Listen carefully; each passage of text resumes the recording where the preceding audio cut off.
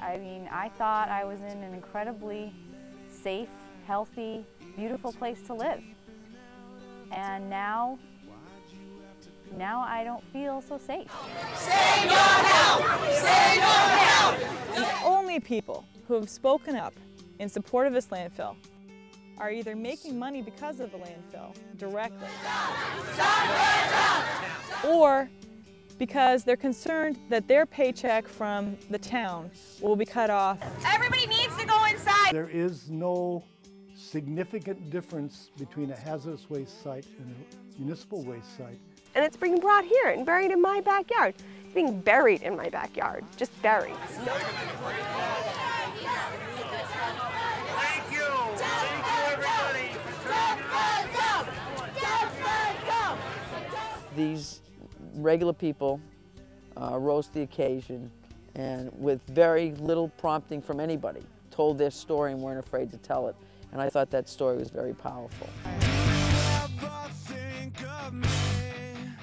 You're so considerate.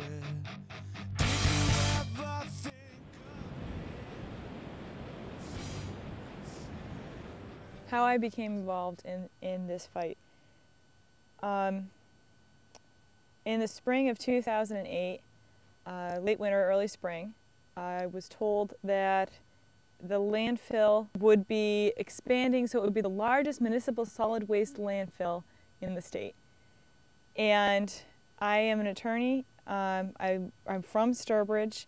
I grew up here. I felt like if I wanted to protect my home, my community, and make sure that people I love don't get sick from this landfill, because they will get sick from this landfill, I felt I had to fight.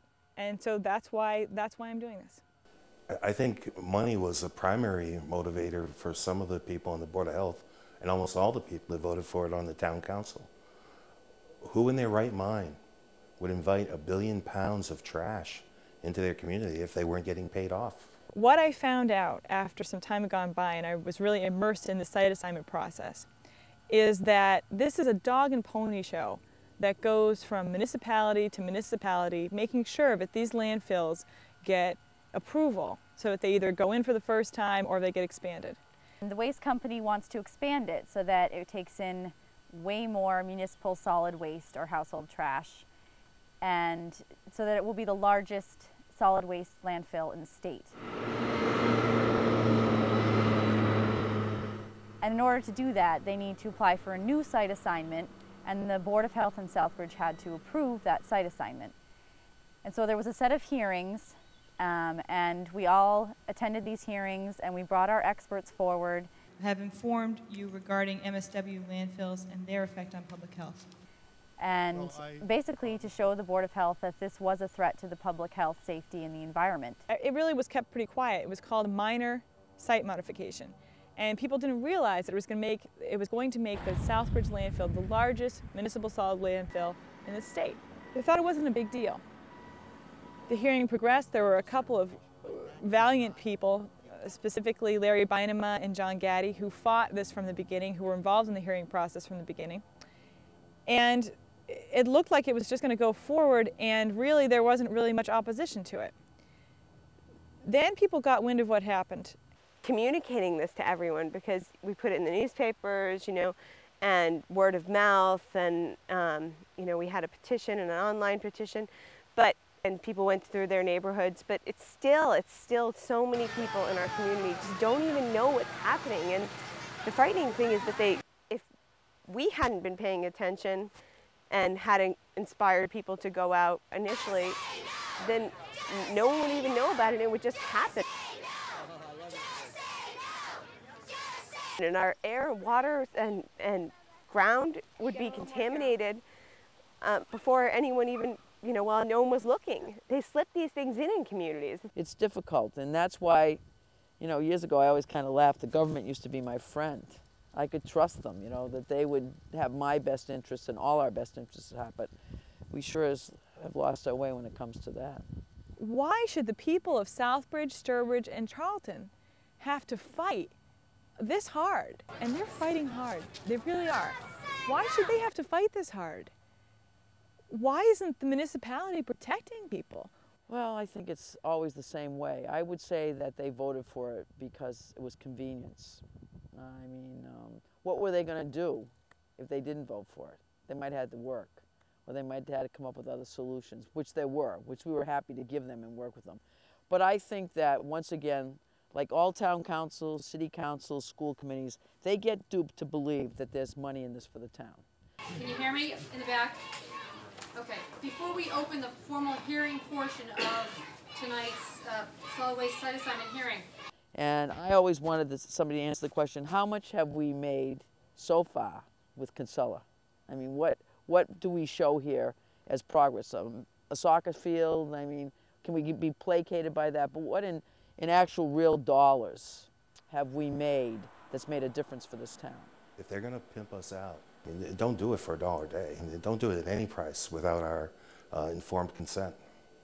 And they did everything possible to make sure that we weren't informed about the risks, and they did everything possible to prevent us from giving our consent.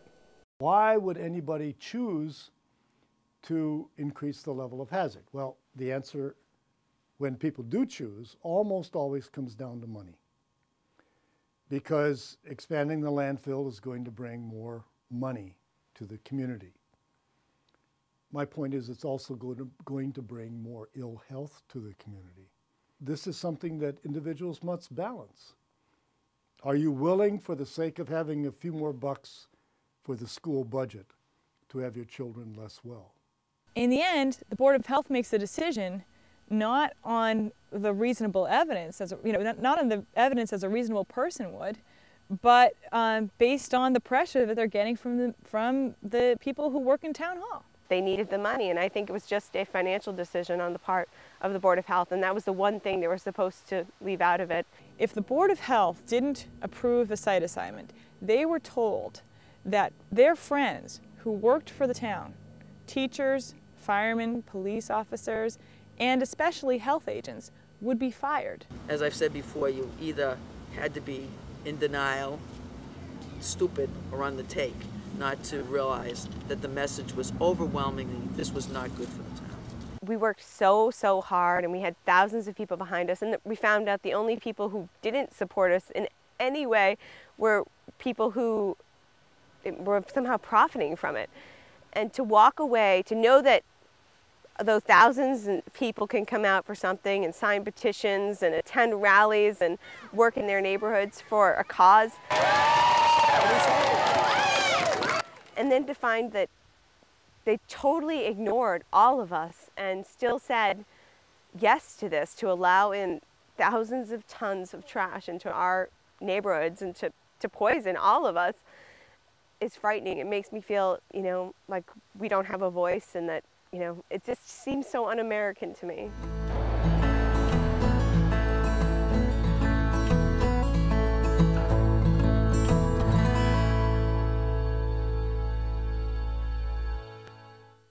Municipal waste landfills contain hazardous chemicals, even if they're not formally called hazardous waste sites. They contain the flame retardants that are just like PCBs. They contain the perfluorinated compounds that we've talked about. They contain metals. They contain old cans that have lead solder. So there is no significant difference between a hazardous waste site and a municipal waste site, except the percentage of hazardous material there. There's still going to be travel from a municipal waste landfill into the air, into the groundwater, into people. 3 miles away, that's how far the radius is. 3 miles from the center of that landfill. If you live within that 3 miles, you're going to be sicker than you would be if that landfill didn't exist. And the larger the landfill it is, the sicker you're going to be. The Southbridge Landfill and the Hardwick Landfill were both construction and demolition debris landfills, taking the garbage from their host communities, from Southbridge and Hardwick respectively. Then the waste company changed the designation of the landfill, the type of landfill, to municipal solid waste, which means garbage, regional garbage. So in both cases, the the landfills were transformed from what they were to a very different kind of facility. And in the case of Hardwick, that meant big odor problems. A lot of people thought because we had septic systems that that's what we were smelling. We thought we were smelling our own septic systems. But in actuality, we were all smelling the landfill. If this landfill were to get, 20 times the amount of MSW, we were going to all smell it like every day. There'd be no escaping it. After the change from C&D to MSW, the odors from the dump began rolling into the neighborhoods, and of course people complained about that. People were awakened in the night by the smell in their bedrooms. So the question is whether it's safe to live near a landfill, even if the landfill expansion follows current regulations in terms of barriers and leachate collection and vapor collection. In my judgment, it is still not safe, because those collection systems are not going to collect all of the contaminants. There's going to be release of chemicals, there's going to be exposure, and that exposure is going to cause disease. So how does a modern landfill work? Imagine a giant plastic bathtub in the ground. Trash is added to the open tub and covered each day with daily cover, such as contaminated soil or ground-up construction debris. As time goes by, more and more trash is piled on, and more highly toxic methane gas builds up as the trash decomposes. This is when you start to get that trash smell. You know the one. Any water that's in the trash, or any rain or snow that seeps through the cover, starts to trickle down through the garbage. When water and waste are mixed, it creates a toxic, poisonous soup called leachate. Leachate contains all the dangerous stuff that's in a lot of what people throw in the trash. The tens of thousands of chemicals, heavy metals, and other toxic materials found in electronics, batteries, prescription drugs, and plastics, just to name a few. Now the leachate, containing these poisons, percolates through the trash and eventually pools at the bottom. One set of pipes collects the liquid and takes it to the collection tank. And another set of pipes collects and diverts the toxic gases. However, only some of the gas gets captured over the life of the landfill. The rest escapes into the air, rancid odor, and airborne toxins that have been shown to travel over 3 miles from a waste site. History has proven that many parts of a landfill system will eventually fail. The collection pipes buried under the garbage will become clogged and eventually break. Liners will be punctured by sharp objects, and the chemicals in leachate will burn holes in the plastic. Even the EPA and Casella's own experts admit all liners leak. If a leak were to be detected, it's too late. You cannot repair a liner once it begins to leak. Small holes become big holes, and eventually the barrier between the waste and groundwater completely fails. How and where the leachate will reach the groundwater is impossible to predict. Hundreds of homes using private wells surround the Southbridge Landfill.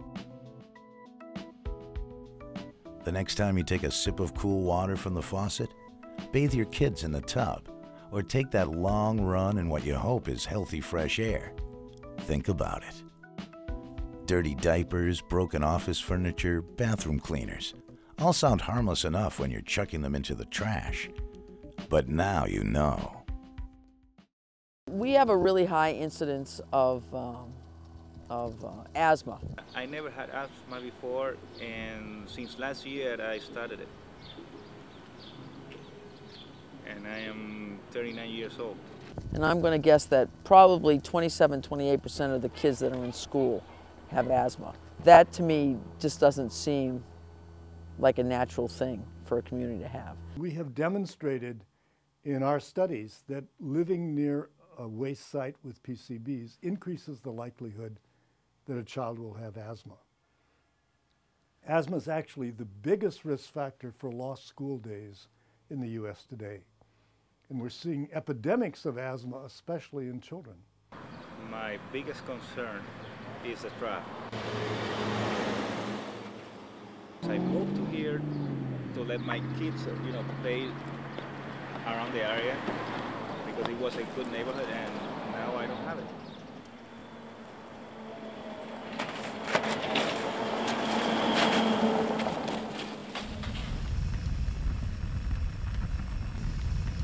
People breathe 24 hours a day. The PCBs would rather be in our bodies than in the air. And we think that the major route of exposure to PCBs of people living near these hazardous waste sites is simply breathing the air.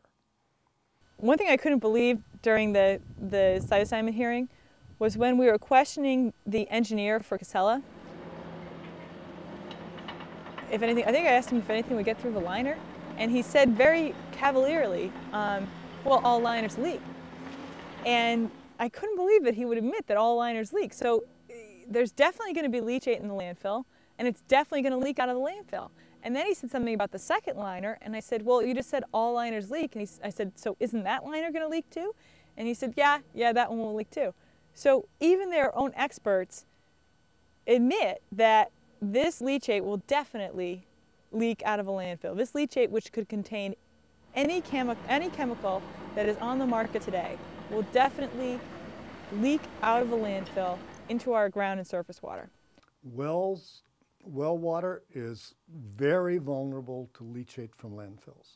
You know, I'm on my third baby here, and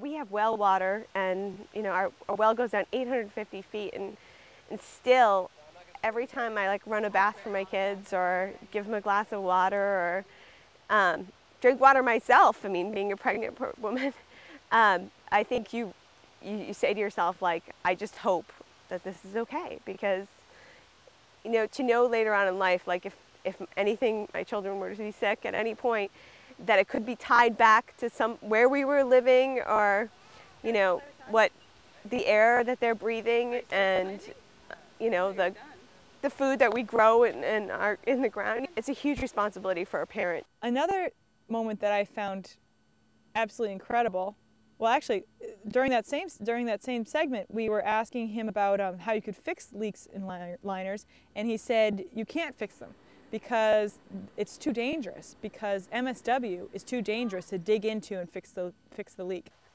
I think the Board of Health decision astounded me in that two of the board members said no to this, and the third member, who we really expected to say no, was a doctor, a pediatrician, and he knew all of the risks to all of our children, and he has, I think, 5 children of his own or 6 children of his own, and yet he said yes. Already the landfill, which they were topping, was very difficult, that there wasn't some leakage, some leachate coming out of that already that could impact the water system, and that even though you had covers, it was impossible to keep all the leachate, and that leachate was, was dangerous.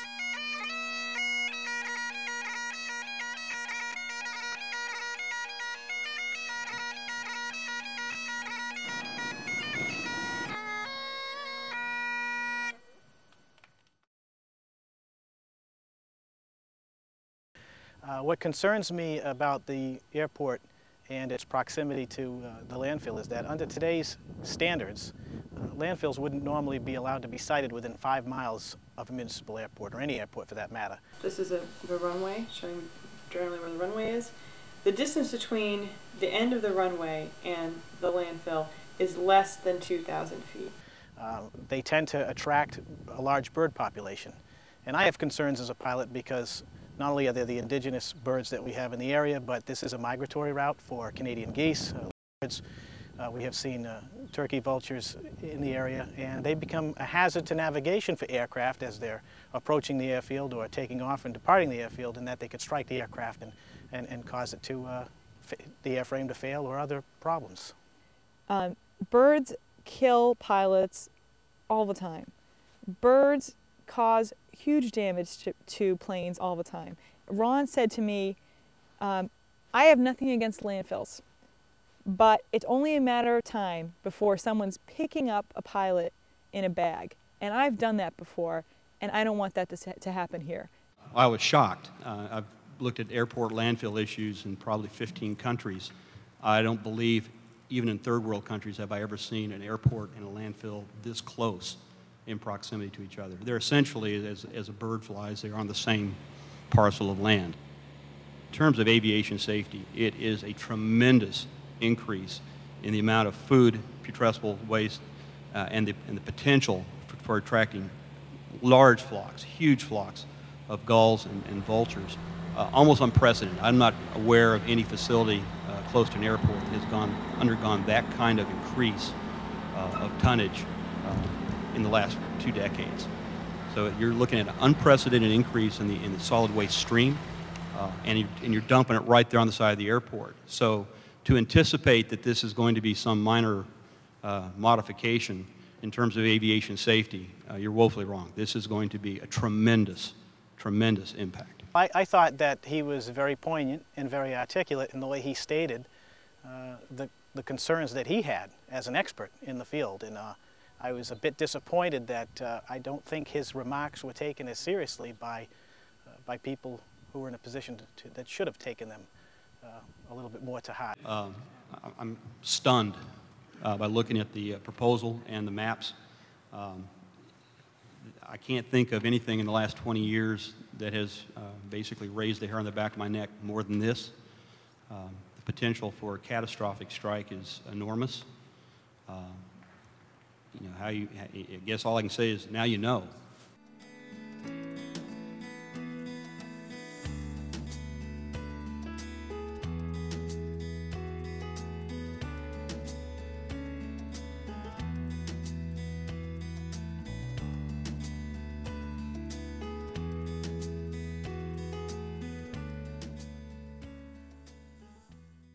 Say thank you, but no thanks.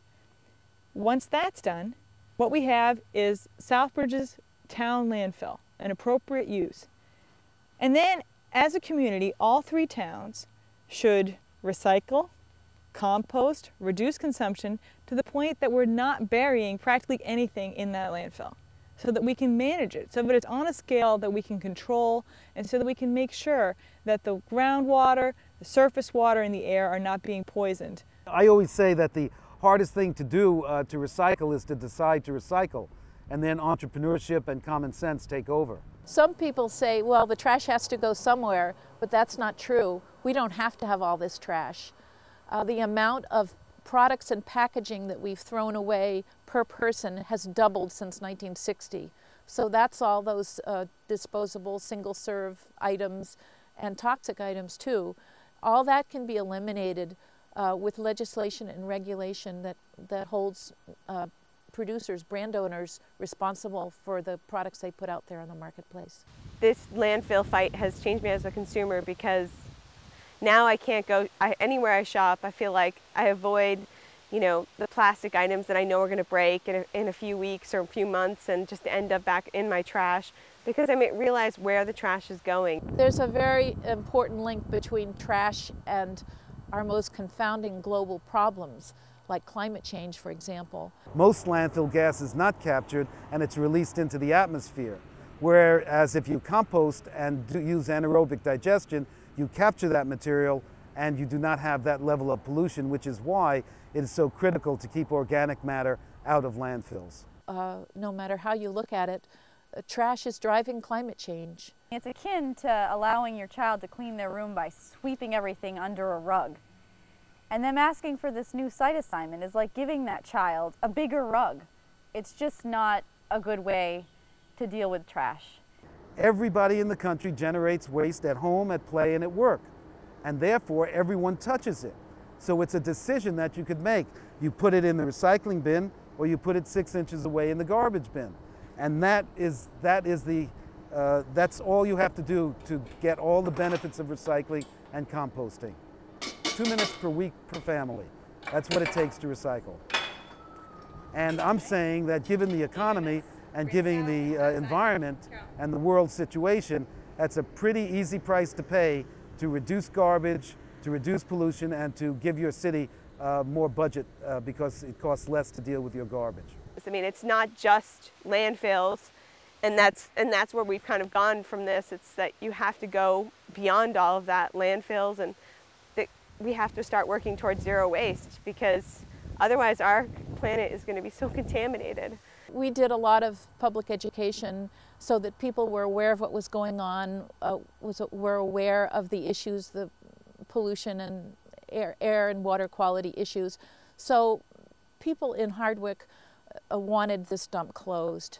And so when Casella tried to change the zoning to allow them to continue to expand their operations, the town turned out and voted it down. We've been warned by other communities all over the region, practically everywhere else where this was done, things have gone bad. And the community is sorry that they made the decision that they made. I think it's important to learn from other communities' mistakes. People don't get that if one of us suffer, we all suffer in one way or another. We may not suffer the same way, but you know, just like we're looking at America today, this greed is killing us all. I am not going to stop fighting this landfill. I'm not moving. I plan on living here for the rest of my life. And it is unacceptable to me that Casella, so that they can make a buck, is going to poison my home. And this is really important because these are the diseases that most people die of. We're talking about chronic diseases, heart disease, diabetes, stroke, high blood pressure. These are not diseases many people realize are caused by exposure to environmental contaminants. I haven't given up on the fact that this can change. Over 300 incinerators were defeated by citizens because they actually impacted and took over the decision-making process at the township level, at the city council and county council level. So this is a very positive thing. I'm going to continue to fight this. If we're unsuccessful at the appeal, we're going to come up with other ways, even if it's going to require a state referendum. That landfill is not going to be in Southbridge.